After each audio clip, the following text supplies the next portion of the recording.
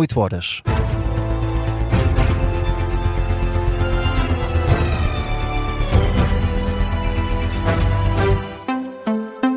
Jornal das 8, com a edição do João Gama. Donald Trump anunciou esta madrugada que o piloto norte-americano desaparecido em combate no Irão foi resgatado pelo exército dos Estados Unidos. E está são e salvo. É o que escreve o presidente norte-americano numa publicação na rede social Truth. Donald Trump adianta que o piloto, agora resgatado, um coronel, tinha a sua localização a ser monitorizada pelo exército norte-americano 24 horas por dia. Terá sido, de acordo com o líder da Casa Branca, uma das mais ousadas missões de busca e resgate da história norte-americana, uma vez que o piloto estava em território inimigo em plenas montanhas do Irão. O piloto esteve desaparecido durante 2 dias, depois do caça F-15 ter sido abatido por forças iranianas.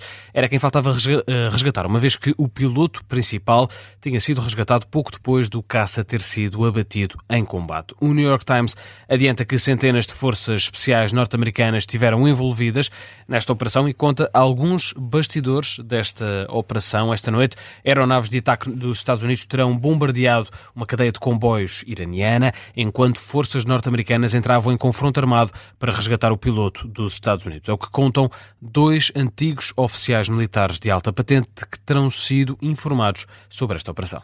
Mas as autoridades iranianas ainda não confirmaram esta missão de resgate dos Estados Unidos. Numa noite que voltou a ser de ataques, de acordo com a agência Fars, a Guarda Revolucionária Iraniana diz que abateu uma aeronave norte-americana que procurava o oficial desaparecido na região sul de Isfahan. A agência de notícias publicou uma fotografia de uma densa coluna de fumo e descreve a mensagem de Donald Trump como uma tentativa desesperada de esconder uma enorme derrota.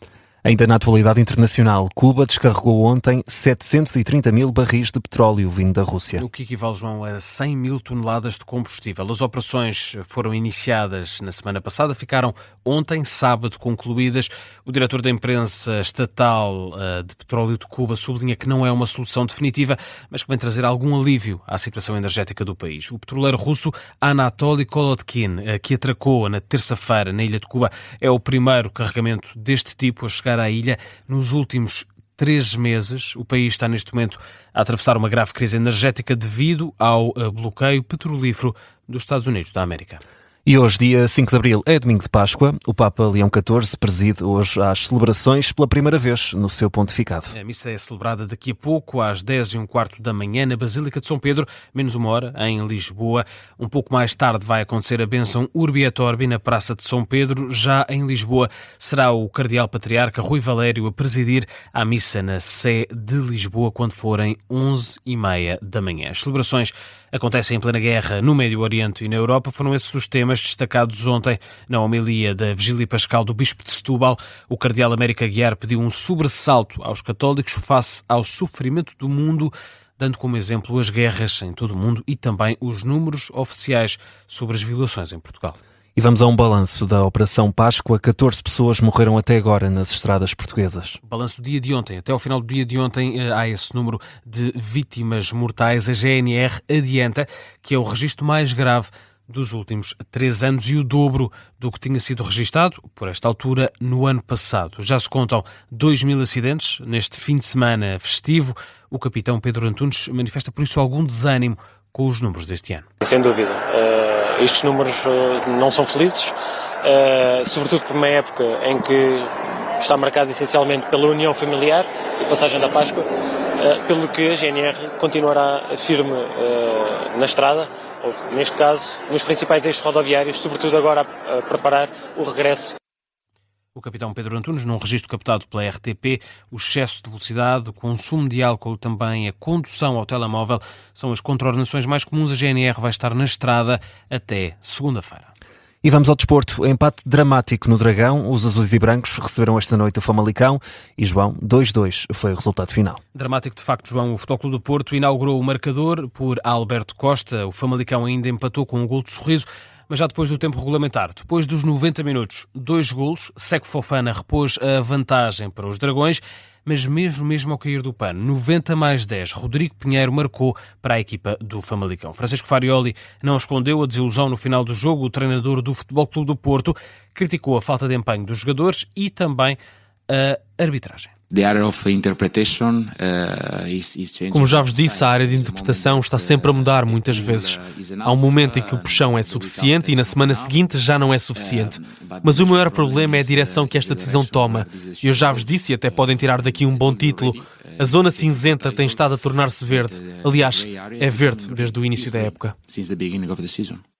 O técnico italiano, já na conferência de imprensa, no final desta partida, a queixar-se de um possível pontapé de penalti a favor dos Dragões, que acabou por não ser assinalado. Do lado do Famalicão, o treinador Hugo Oliveira elogiou o jogo do Porto, mas sublinha a garra dos jogadores da equipa famalicense. Jogamos hoje aqui perante um grande adversário, um grandíssimo adversário, muito forte, com muitas alternativas, com muita capacidade individual, mas também muita capacidade coletiva. O jogo entrou numa toada forte, agressiva, mas muito tática, e aí eu tenho que tirar o chapéu aos meus rapazes, porque tiveram um comportamento incrível do ponto de vista da interpretação daquilo que foi o jogo. Tivemos jogadores com exibições, na minha opinião, fantásticas, porque com a idade que eles têm, com a capacidade de interpretar o jogo como eles tiveram. Hoje experimentámos uma forma de estar um bocadinho diferente sem bola e a capacidade interpretativa deles muito, muito boa, mas depois mantendo a mesma coragem perante um ambiente fantástico, fantástico, um grandíssimo jogo de futebol entre o Futebol Clube do Porto e o Famalicão.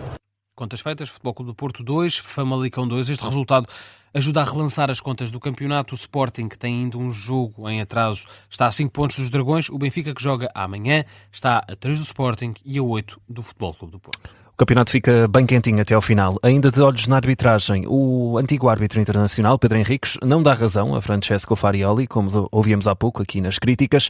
Diz que não há penalti sobre Denis Gul e que o Famalicão foi prejudicado pela arbitragem no Dragão. Explica que antes deste lance criticado pelos Dragões há uma falta idêntica de Alberto Costa que poderia ser assinalada a favor do Famalicão. E fora estes dois lances, há um penalti e um cartão vermelho que ficou por mostrar ainda na primeira parte. O Zaidu, ao saltar para interceptar e cabecear a bola, acaba por levantar o braço direito e movimenta o seu braço, mais concretamente a zona do cotovelo, na direção da cabeça, vamos chamar aqui parte de trás da cabeça, na zona da nuca do Gustavo Sá.